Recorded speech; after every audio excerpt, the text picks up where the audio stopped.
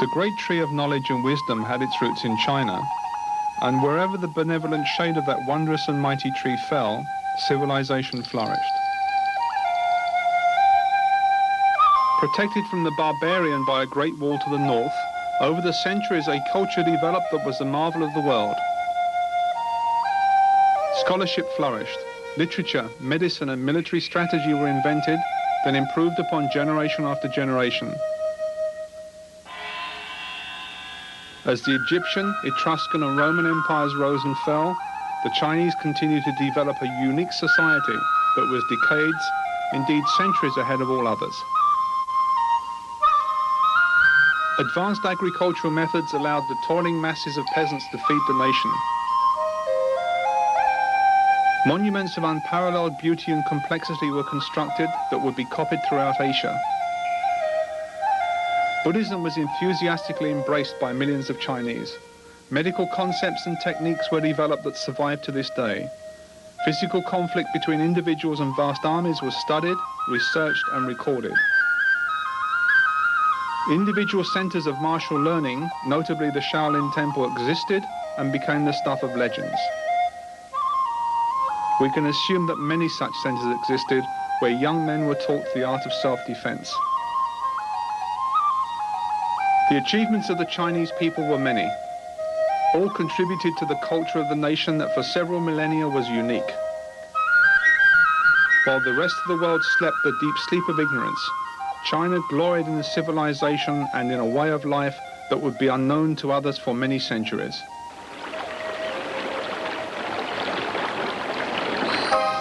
Then, after more than 5,000 years, burdened by the weight of its glory and exhausted by its many accomplishments, China began to die. Racked by civil commotion, foreign invasion, and an overly bureaucratic governmental structure, the great but now decadent kingdom began to falter. As China declined, Japan was being slowly opened to foreign trade after centuries of seclusion. Britain had established a far-flung empire upon which the sun, quite literally, never set, while America still bled from a war that had robbed it of the flower of its manhood.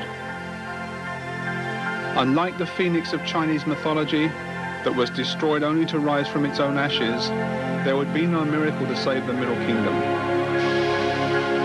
The seeds from the last blooming of the once glorious flower of Chinese culture would be scattered far and wide. Some fell on native soil, struggled to survive, but died. Others were taken to less civilized but younger and more vigorous cultures by foreign students and traders. Here they would grow strong and robust once more in the virgin soil of these distant lands. There were many visitors from overseas who aspired to learn the unique, unarmed fighting methods of China, but few were qualified. Even fewer were capable of withstanding the rigorous and lengthy training that turned bodies of fragile bone and vulnerable flesh into sculptured stone and tempered steel. Yet there were visitors to China, like the Okinawan Kanro Higaonna, who willingly paid the heavy price of acquiring superhuman strength and physical invincibility. For 14 years he paid in hardship, pain and suffering the cost of the passage from defenseless youth to master of the martial arts.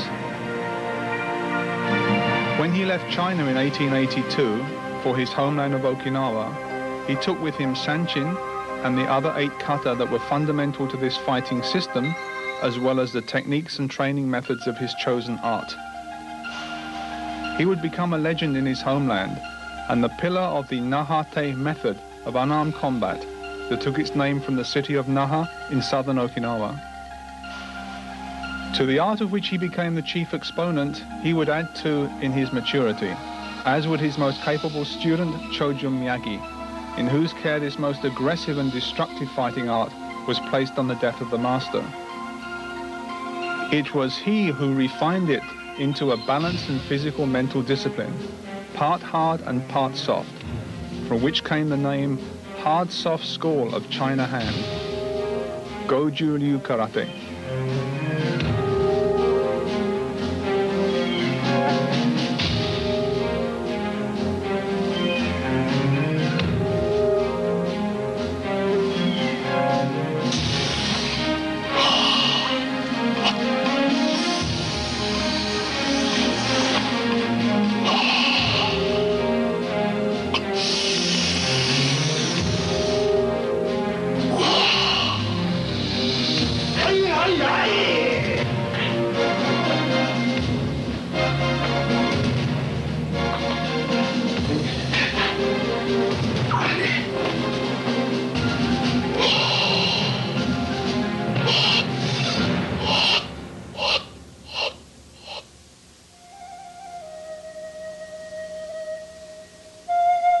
The Okinawans who inherited the art of Kanryo Higaonna were a sturdy people, much used to hardship. For them, the severe training was a challenge more than an ordeal. Te, and later karate, as it became known, was for people used to fighting a harsh environment very invigorating and produced a hardiness of spirit and a physical resilience that assisted them greatly in their day-to-day work as farmers and fishermen. The Okinawans brought a native energy and sincerity to all they did, and as a result, karate prospered greatly. It flourished to such an extent that, barely a century later, the knowledge that was so secretly transmitted from a Chinese master to his Okinawan student became the intellectual property of the world. An art that has become the activity of choice for many millions of people of every nationality, race and creed, but one that remains to this day, in some respects, as secret and as shielded from the public gaze as it was centuries ago. Morihei Higaonna is a member of karate's inner circle, one of the most qualified and respected teachers in the world. He is the heir to the legacy of Chojo Miyagi by virtue of being the premier student of Miyagi's last and most favored disciple. Renowned for the quality of his technique, his immense knowledge and his awesome power, no one is better qualified to present what makes Goju Ryu karate unique and what makes its exponents feel in combat, sporting or otherwise.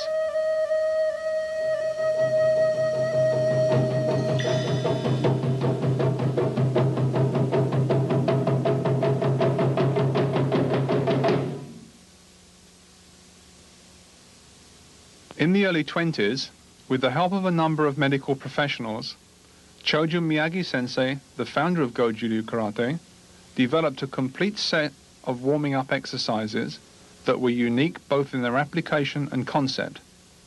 Until this time, warming up was a rather random affair, if done at all, and injuries were frequent when severe training was undertaken. In order to make karate available to the masses, it was necessary to adopt an organized approach to training, and this Chojo Miyagi did quite brilliantly. The exercises he developed not only prepared the body for stress and allowed it to function safely while under duress, but actually contributed to the correct performance of both the techniques and the kata. Thus, the student is not simply preparing himself for strenuous exercises, but preconditioning and programming his mind and body. The muscle tone and agility acquired in this fashion contributes very significantly to the performance of the kata and makes those disciplines very much easier to acquire. Before the heavy training that is typical of Goju Ryu style karate, approximately 45 minutes of basic exercises or yubi undo are carried out.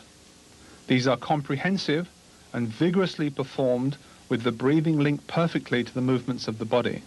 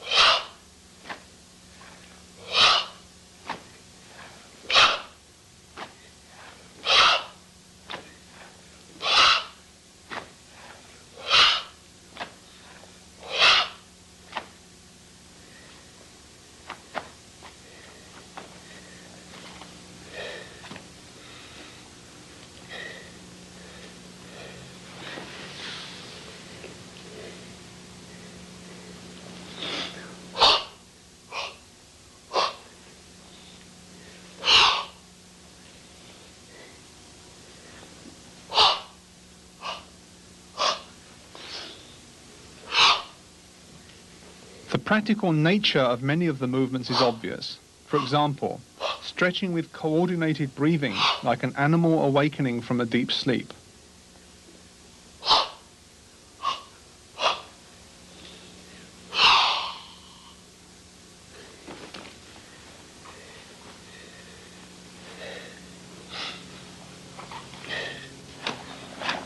Swinging the arms to strengthen them and make them into weapons.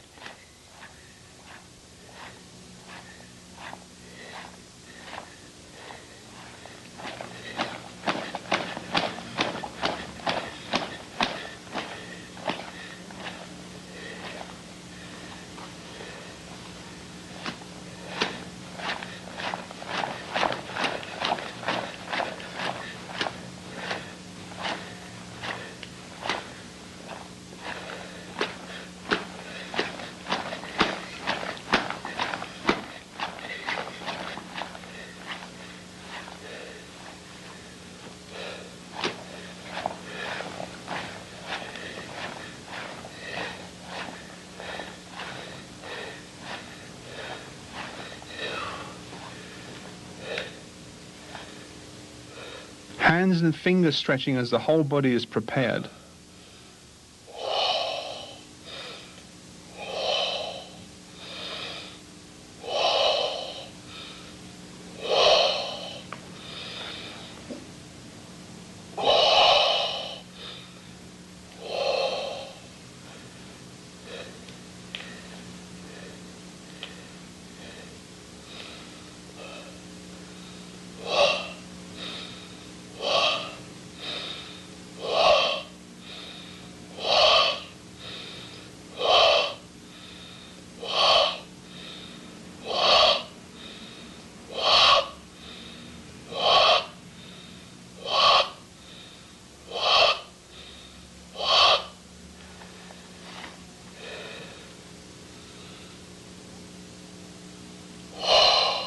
The shoulder is pushed down as the neck is stretched, an exercise in which the concentration required to perform it is almost as important as the exercise itself.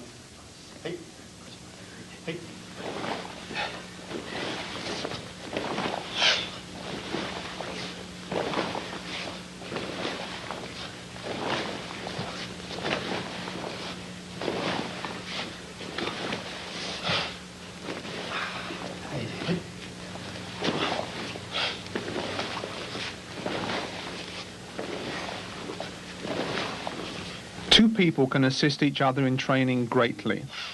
While one keeps his body stiff and falls against his partner, the other, keeping his body tight, catches him.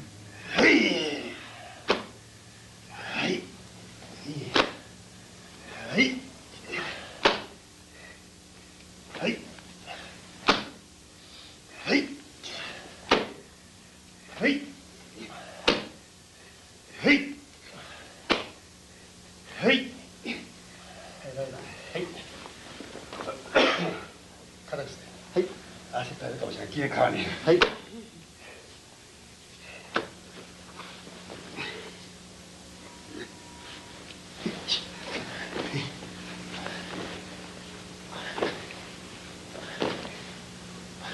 The body can also be used as a weight training device, as in this exercise.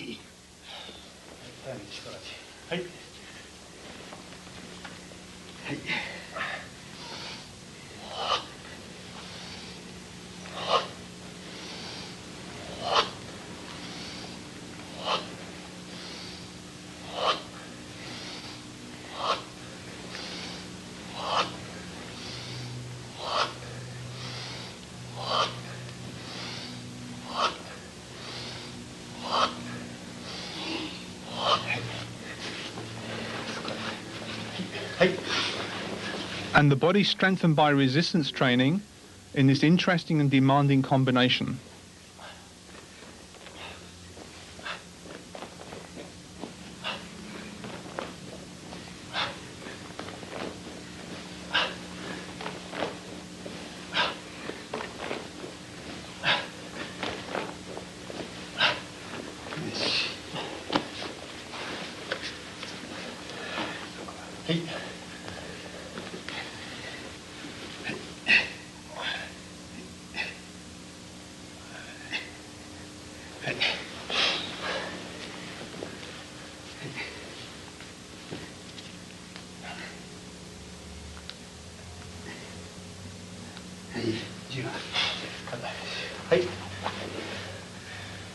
Stretching should be gradual and progressive, not jerky.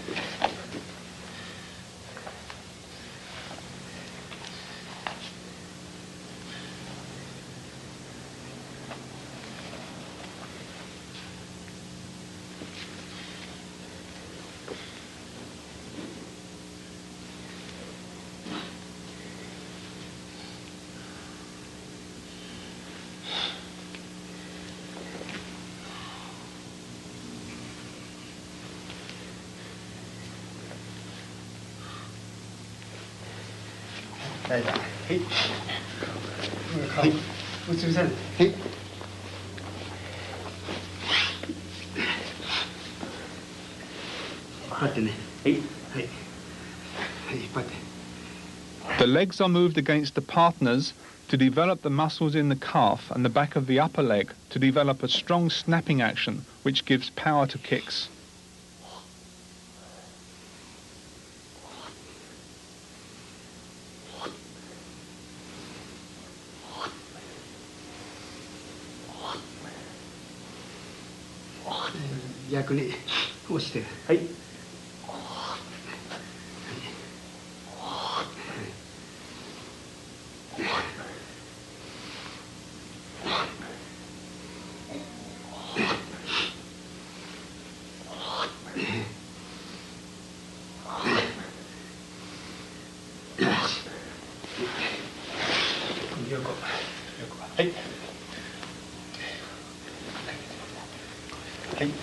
To safely stretch the side hip joint and leg, the body is stretched slowly and held for 20 to 30 seconds at the limit.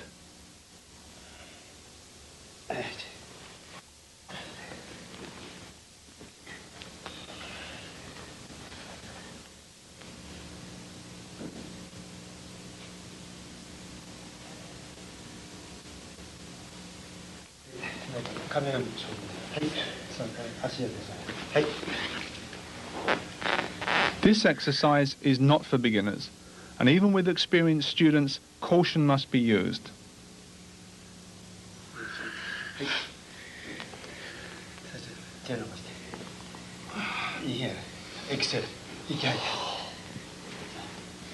Stretch twice to the limit and hold for 20 to 30 seconds.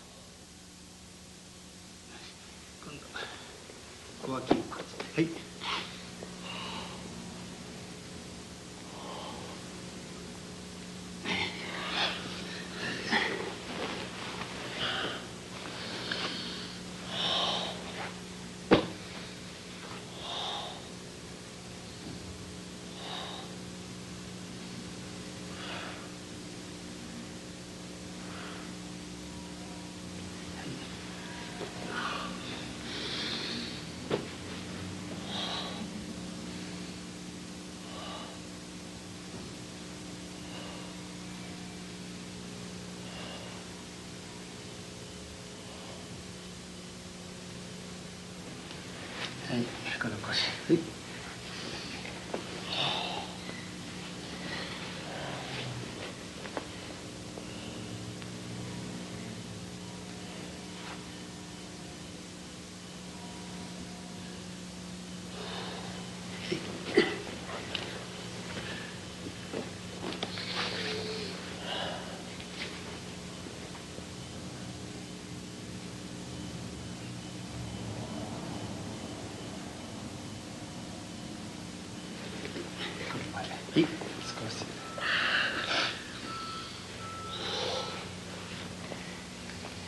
Clearly, this stretch has to be done slowly and carefully, then held for 20 to 30 seconds on completion.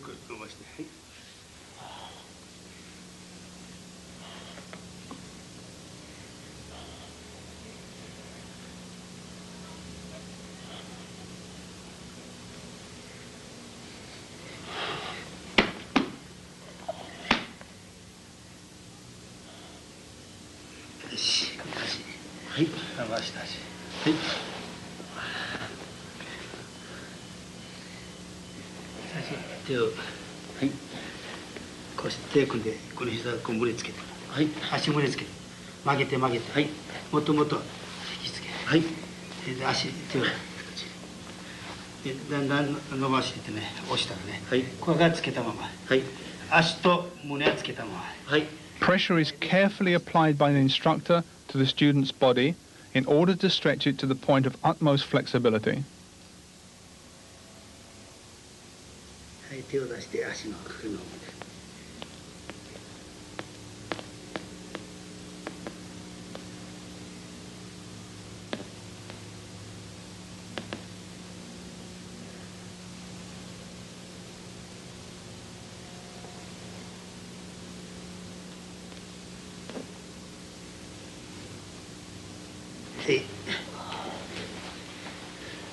足曲げて、はい、足の裏とかつけて、はい。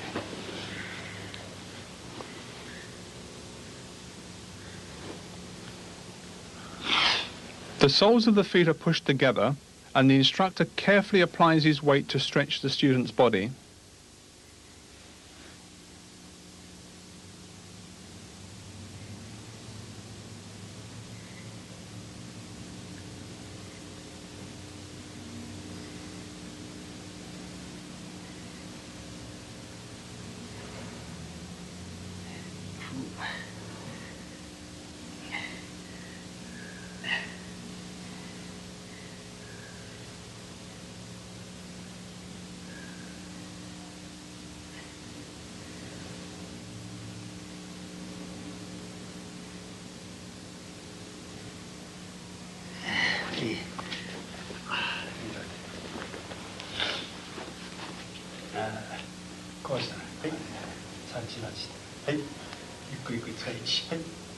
Resistance training against the instructor does not use the body weight, but the muscles of the elbow and shoulders, as well as the lateral muscles.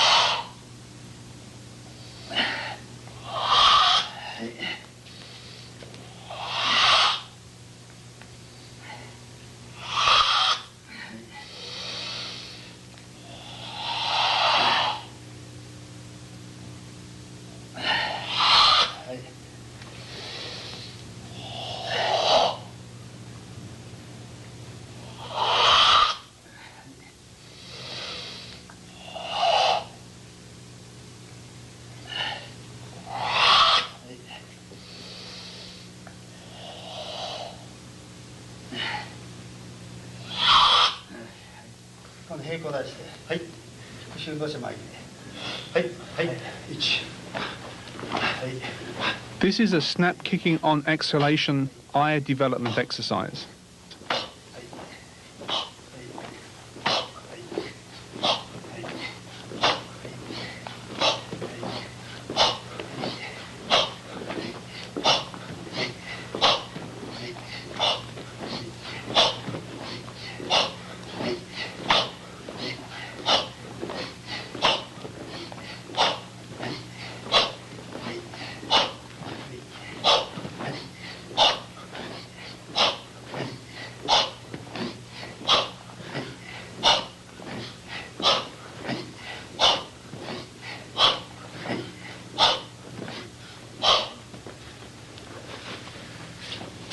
はい、きれいです。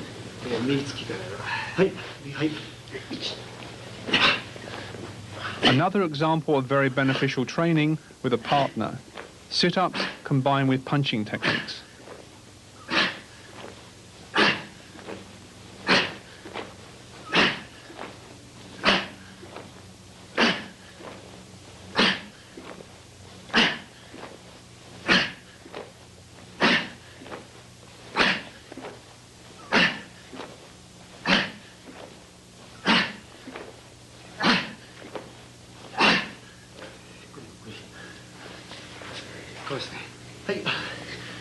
よくよく。はい。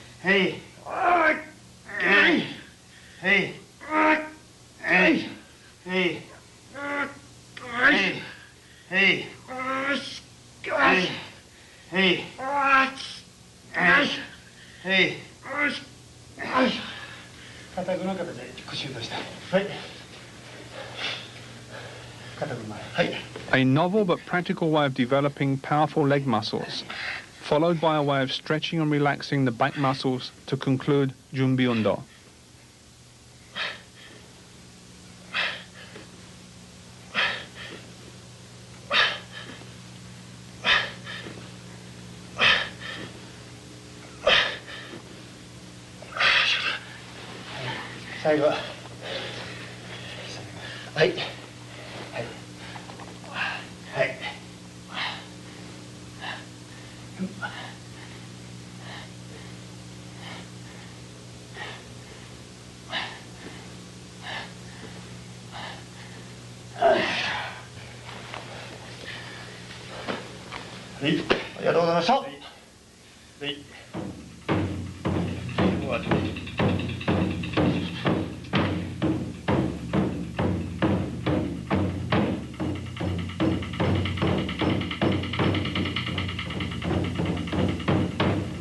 In the words of the founder of Goju Ryu Karate, supplementary exercises, Hojo Undo, are practiced with the aim of perfecting the kata.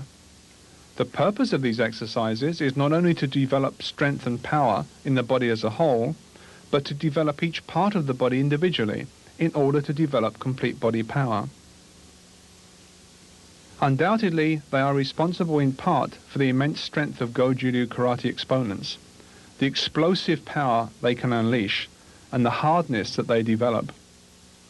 Attributes that allow them with impunity to submit, if necessary, to the assault of an opponent in order to decimate him at close quarters with a flurry of powerful kicks and punches, or a punitive grasping technique followed by a throw and control hold.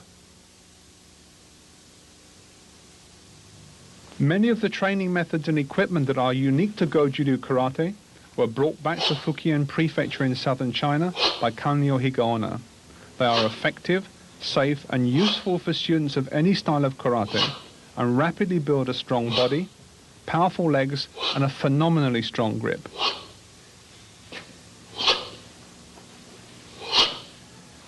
Training stones of varying weights are manipulated with both hands to develop the strength of the wrists, so that they will withstand the shock of a powerful punch being delivered.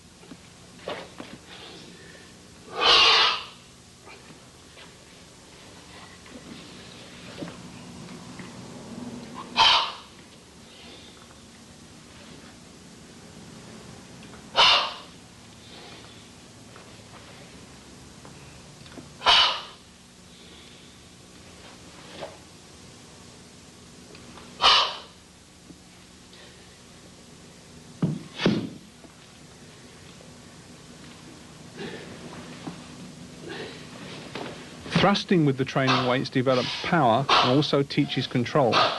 The heavy weight, so forcefully pushed forward, must also be brought to a controlled halt with the muscles acting upon it.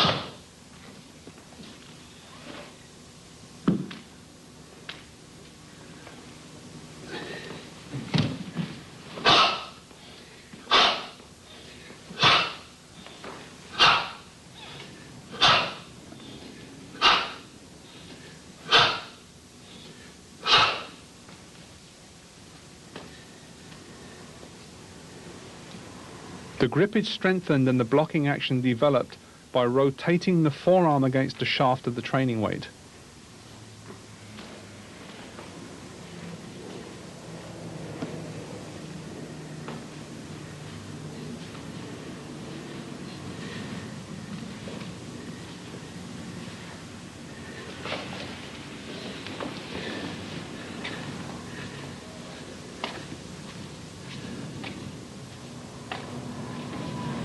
Repetitive raising and lowering actions with the training stone lead to formidable wrist and forearm development, as does shifting the weight of the training stone back and forth.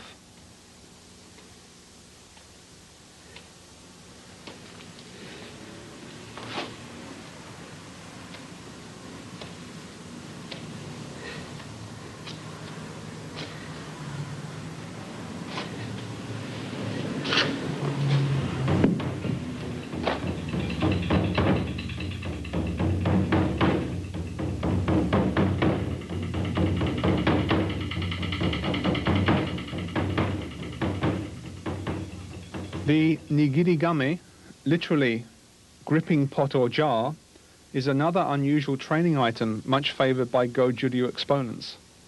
With the stomach, body and legs tensed and the feet rooted to the floor, the performer regulates his breathing and settles his power into the center of his body.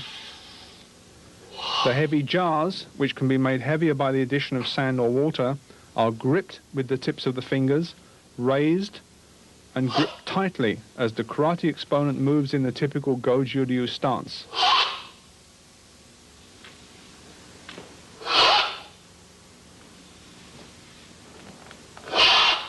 The ceramic training jars clearly had their origins in China, although now iron weights with a raised grip to accommodate the fingers are used there. Apparently, so many ceramic jars are broken by students that the iron substitutes were adopted for reasons of economy. The grip that is developed through training with the heavy ceramic jars is phenomenal and can be used to great effect in a real fight to both deter and severely damage an opponent at close range. Attacks to the side, ribs, face and legs are both common and extremely effective.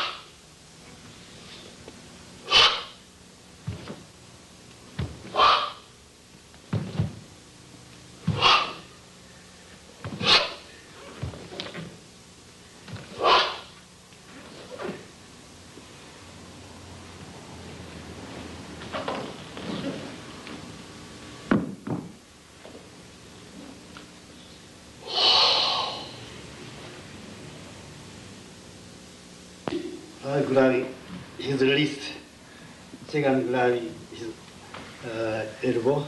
Chojo Miyagi-sensei was renowned for his ability to tear raw meat into strips with his bare fingers before placing it into the frying pan. Anyone who has experienced the grip of a Goju Ryu master will testify to its ability to deter even the hardiest opponent and cause extreme pain, as well as, if necessary, extensive damage. Another weapon in the Goju Ryu arsenal that is developed by intelligent and systematic training. Side and in and out, muscle, groin, and side. Yes.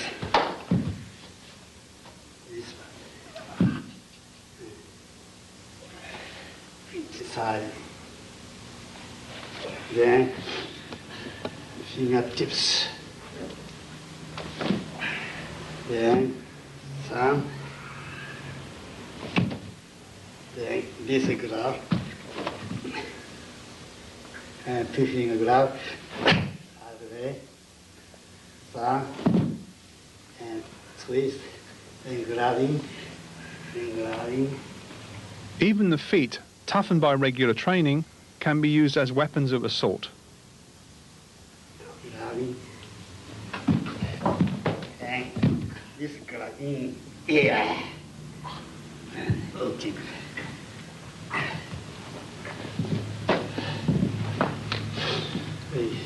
Stop.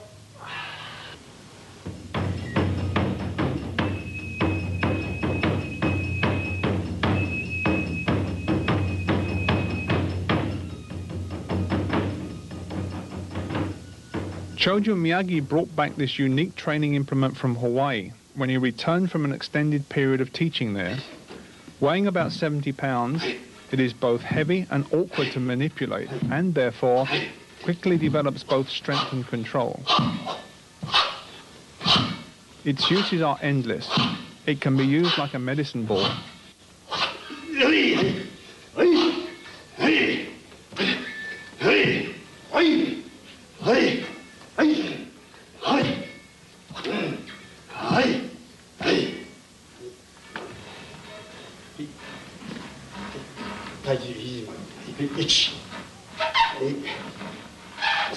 To strengthen the legs with squats.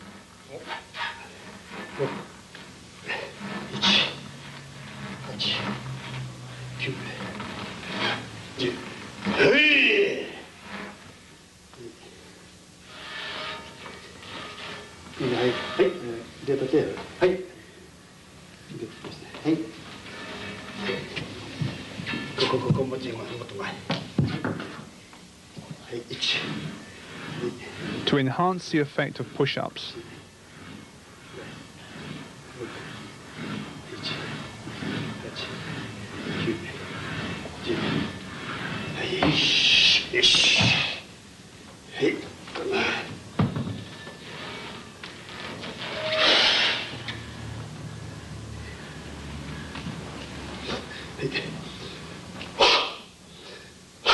And to develop explosive power.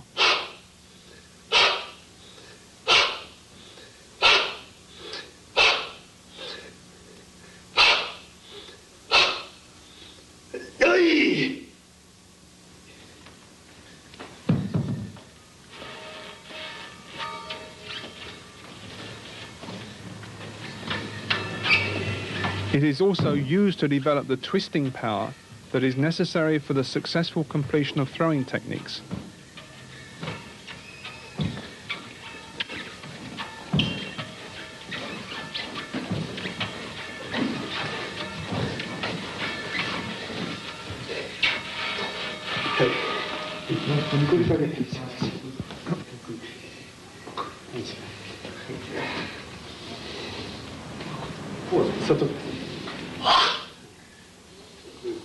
Here, a specific technique is performed while the weight is taken on the shoulders.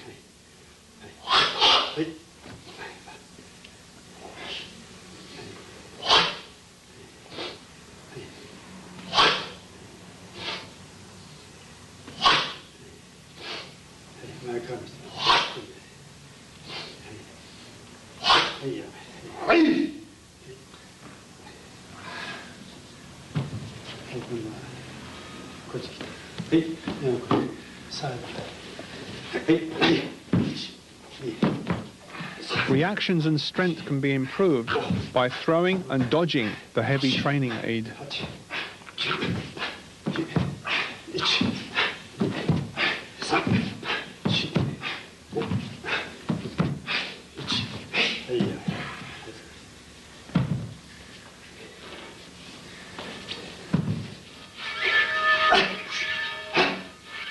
The Kongo Ken also has a role in body conditioning, where it is used to simulate a body check.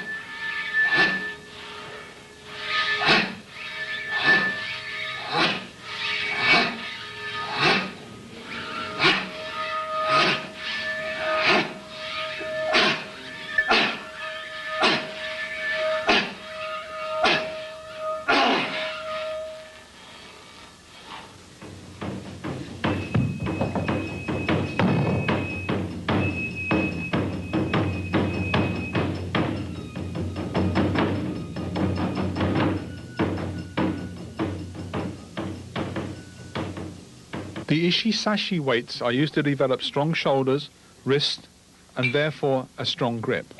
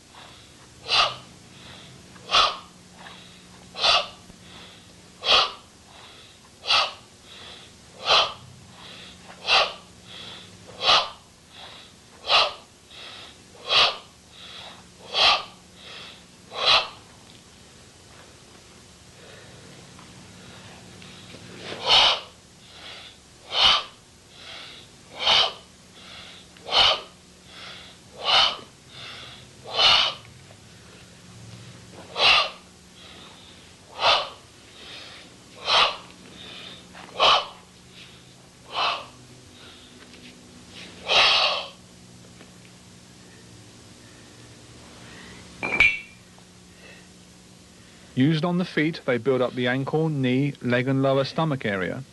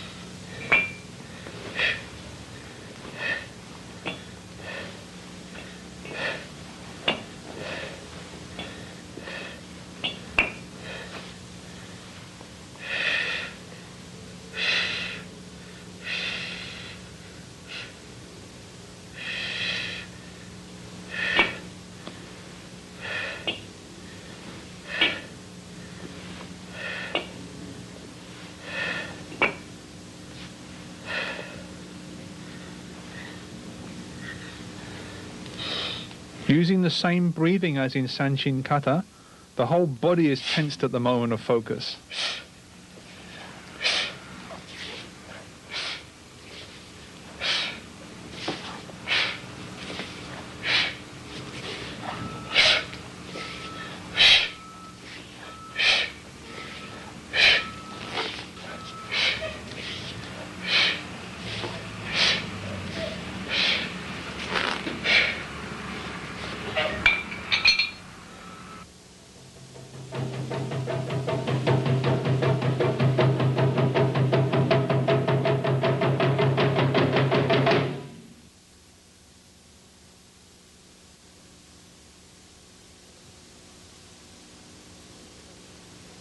Being a pragmatic form of self-defense, Goju Ryu karate promotes body conditioning to allow students to experience the repeated shocks of an actual combat, while at the same time hardening their bodies and strengthening their minds.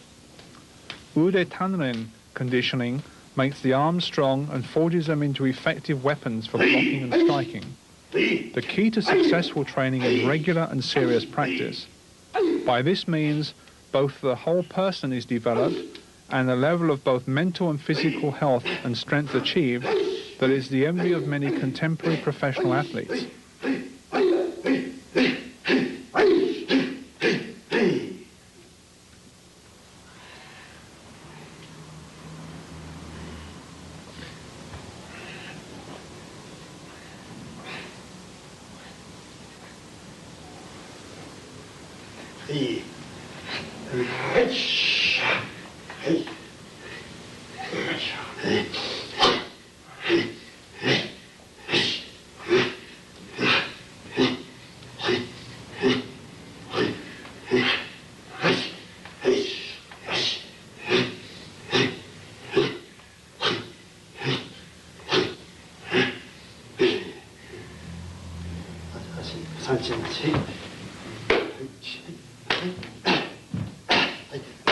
Some of the most powerful and therefore effective karate techniques must be endured if they are not to bring a speedy end to every clash of combatants.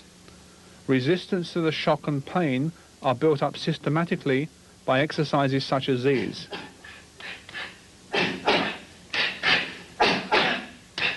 Realistic but controlled clashes between trainees develop skill and endurance, as well as a familiarity with close encounters fighting, and therefore a highly developed sense of correct timing and distance.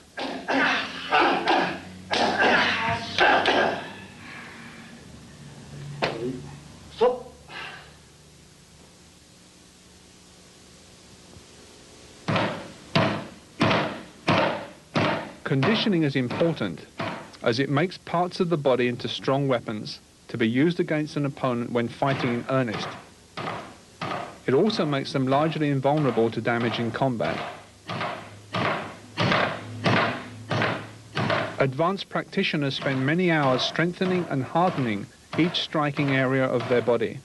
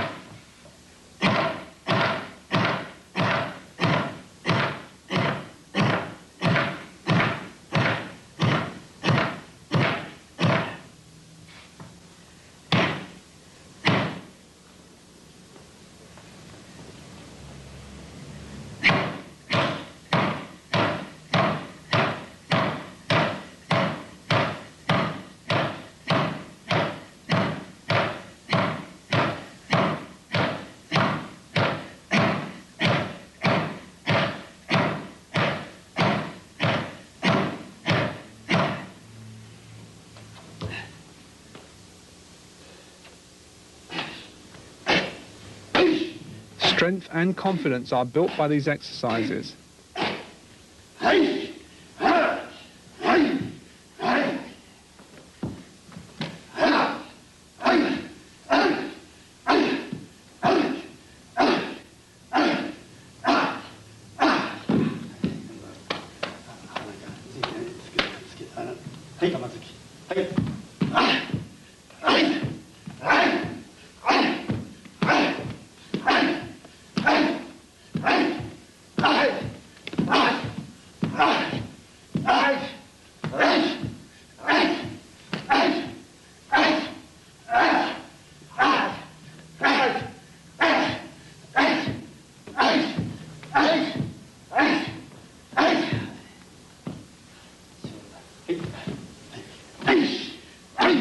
The more realistic the clash, the less unsettling the shock of actual combat.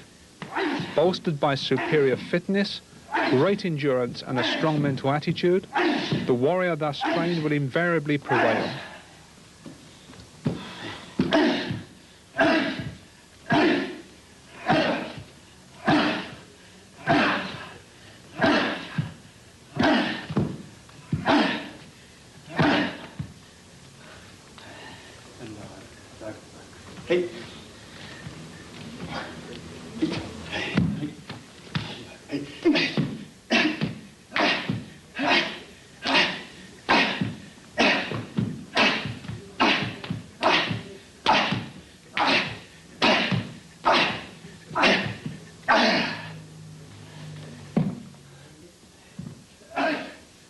A fundamental precept of Goju Ryu karate is that in an encounter, it is probable that one will be hit by an opponent before that encounter is over.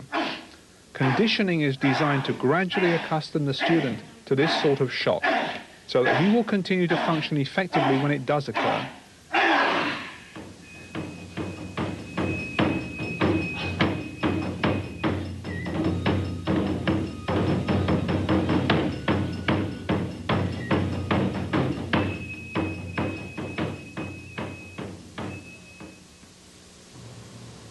Striking the Makiwara to condition the hands and feet and strengthen the body is unique to the practice of karate and is taken very seriously by high-level exponents. Punching ball training conditions not only the extremities of the body that actually make contact with the opponent, but the supporting structure as well. Repetitive striking builds up the wrist and forearm, shoulder, back and hips, as well as the supporting leg. Makiwara training must be both regular and repetitive.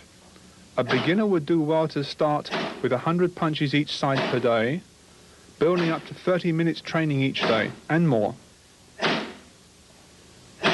As training progresses, as many as 1,000 strikes on each side can be performed during the course of one training session. Some students may prefer to train more with their weak hand until they feel as comfortable punching with the left as with the right. The Makiwara should be adjusted to just below shoulder level, and strikes must be performed on exhalation as they would be in actual combat. Thus, as with all training in Goju Ryu, not only are the physical movements learned, but also the breathing and correct concentration and focus are perfected through continuous training.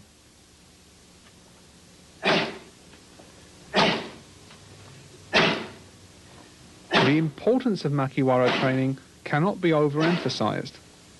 All three of the fathers of modern karate believed in its use and trained regularly. Choju Miyagi had his students bury the boards in the hard ground of his garden dojo where they would train. Kenwa Mabuni, the founder of Shitoryu Karate, would punch the training board for hours in the pouring rain, while his devoted wife held an umbrella over him. Funakoshi Gichin, the inspiration of the modern Shotokan form of karate, used the Makiwara as an adjunct to his own training.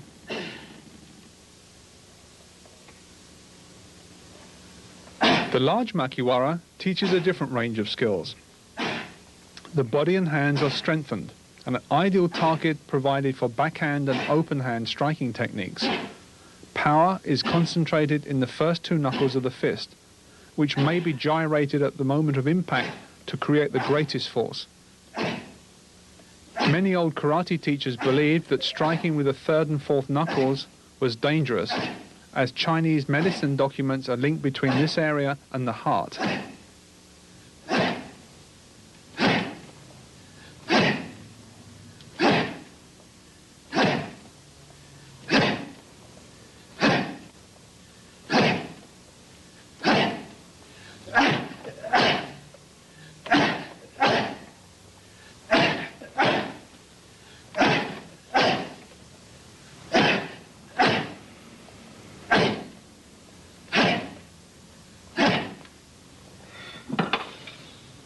The addition of wooden stakes allows for arm conditioning and blocking practice.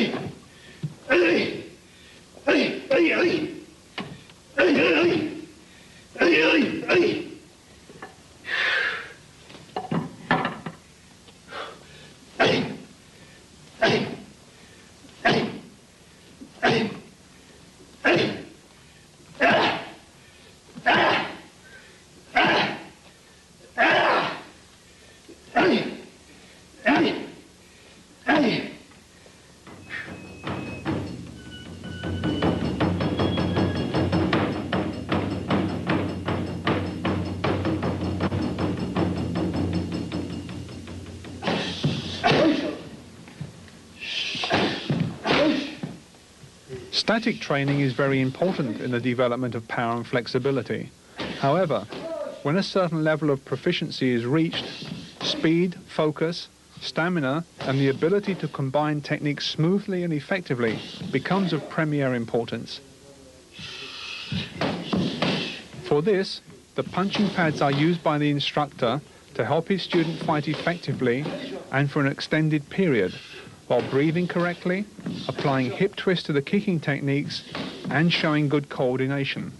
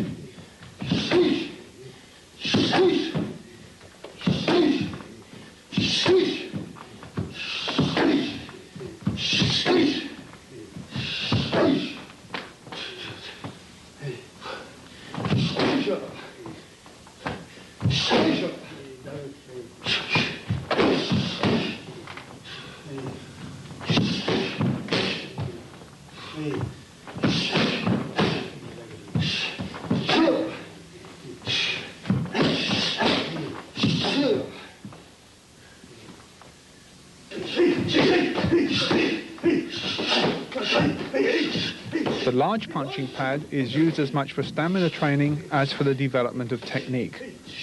The student is encouraged to attack vigorously, using full power and as many combinations as he can manage until only spirit and determination drive him on. In the Orient, it is widely believed that, as iron becomes steel by being subjected to intense heat and repeated blows, so the fighting man becomes stronger the more he is mentally and physically stressed. This process of spirit forging is an underlying principle of karate training in traditional schools and is supremely important.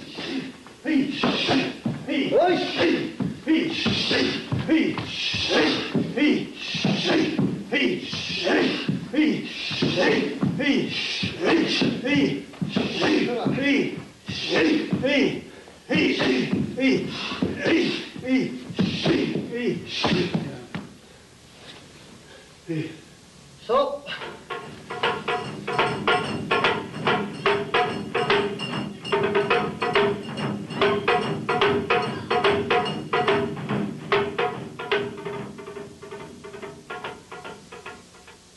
when Kanyo Higaonna returned from southern China, he brought with him much of what we know as the Goju Ryu system of karate today. Indeed, were he to see what we have presented here, there is little doubt that he would recognize it immediately and, hopefully, approve. Such was the respect his students and others that followed him had for his achievements. They changed very little of what he taught. However, while the kata Sanchin still fulfills its original function of power development and body strengthening, it varies slightly from the original version in that the hands are now made into fists instead of open in the knife hand position as was originally practiced in China.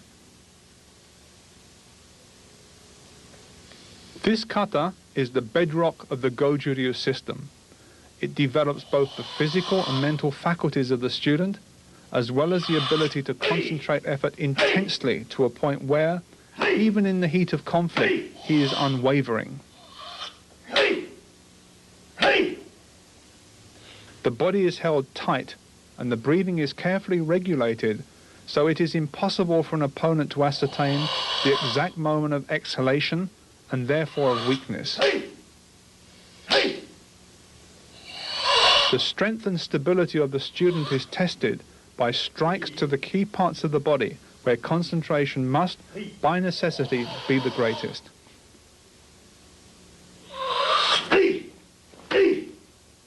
What an opponent sees when he looks at a Goju Ryu exponent is a powerful presence, determined and capable of inflicting a massive amount of damage if provoked. The body seems to be, as Miyagi Chojun would say, like a correctly inflated ball, neither too hard nor too soft, but easily capable of repulsing the strongest blow without suffering damage. It naturally follows that the student who can withstand strong and concentrated blows will have little to fear in actual combat.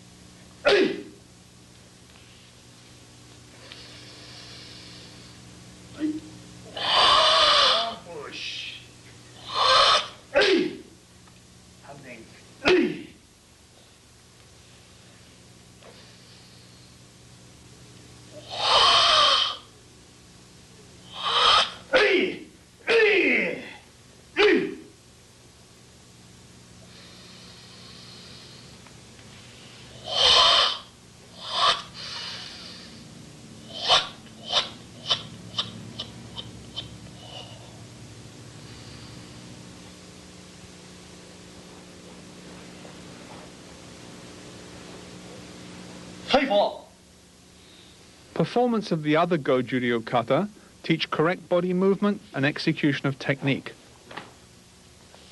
They must be performed correctly and with power, while the performer imagines himself in actual combat. Each exercise has a specific inner meaning that often only the performer is aware of. They are not dances or mimes, but exercises in combat reality that have developed over aeons of time from successful engagements. Each is unique. Each is a cultural treasure. And each, more importantly, can turn an undisciplined student into a devastating fighter. Yet modern karate understands little of this, and kata is often reduced to little more than a performance to score points, just as a dancer or ice skater would. The movements of the kata come to us from antiquity. They have meaning and substance and should not be reduced to a form of entertainment. They are the legacy of all modern karate students and should not, like any bequest, be frittered away.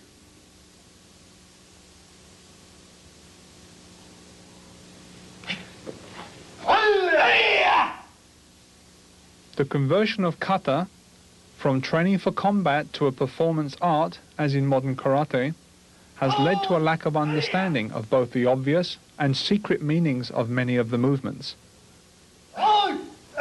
Generally referred to as bunkai or applications, these are the most essential elements that have been lost to all but the most traditional styles of karate.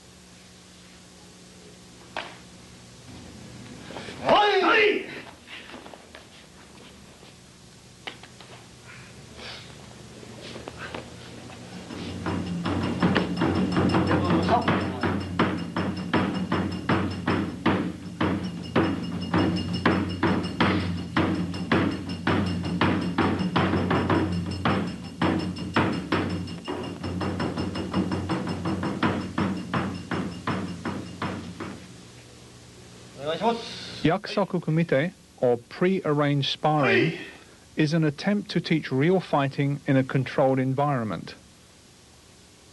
Care must be exercised, but this practice is useful for distance and timing training. It also accustoms a student to be in the close proximity of an opponent.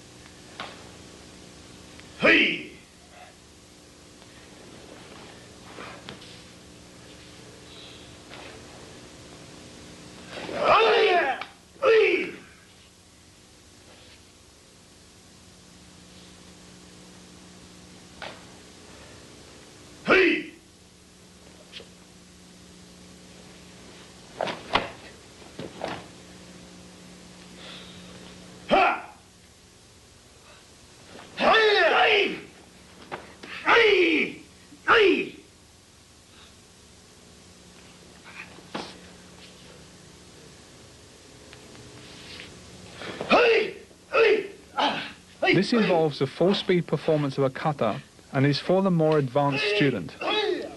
By this time, control and distance judgment should be developed to a point where the exercise can be performed powerfully yet safely.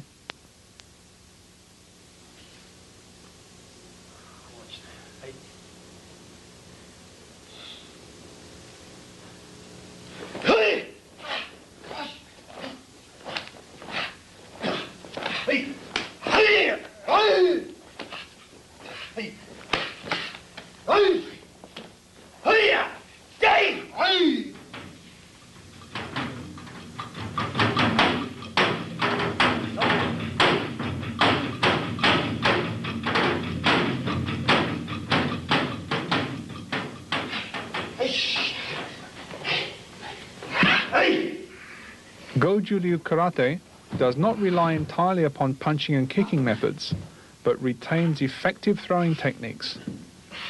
These allow the karate student to operate at close quarters.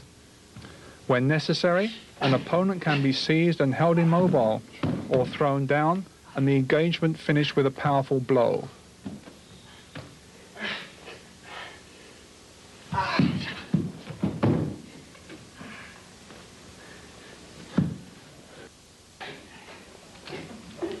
The pushing hands exercise is typical of many ancient and extant Chinese martial arts. The Goju Ryu version is very powerful and considered an exacting exercise for all but the most experienced. When a weakness is sensed in the opponent, the opportunity is seized and a technique applied. Experienced instructors can actually sense an opponent's intentions through direct contact with his body. Clearly, this could be a life-saving talent when fighting in subdued light or in a restricted space.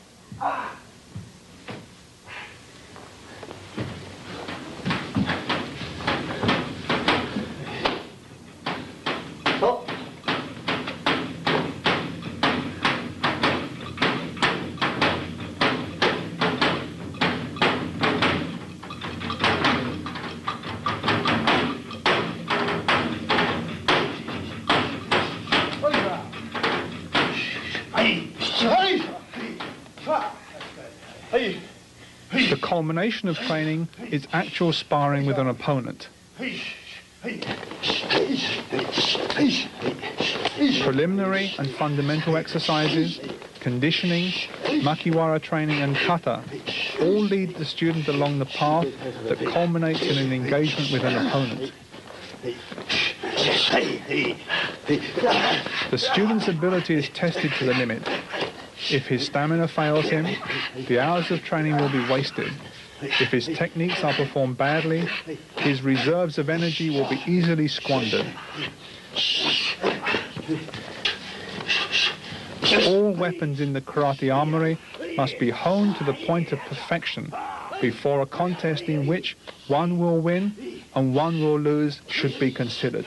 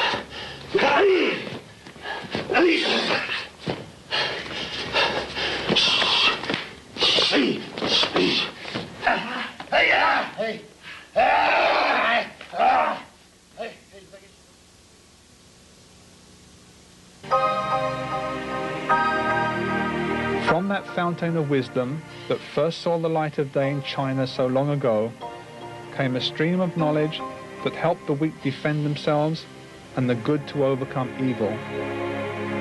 Through the work of pioneers like Kanyo Higaonna, it spread to Okinawa where, becoming a river with 3 tributaries, characterized by Choju Miyagi, Kenwa Mabuni, and Funakoshi Gichin, it crossed to Japan.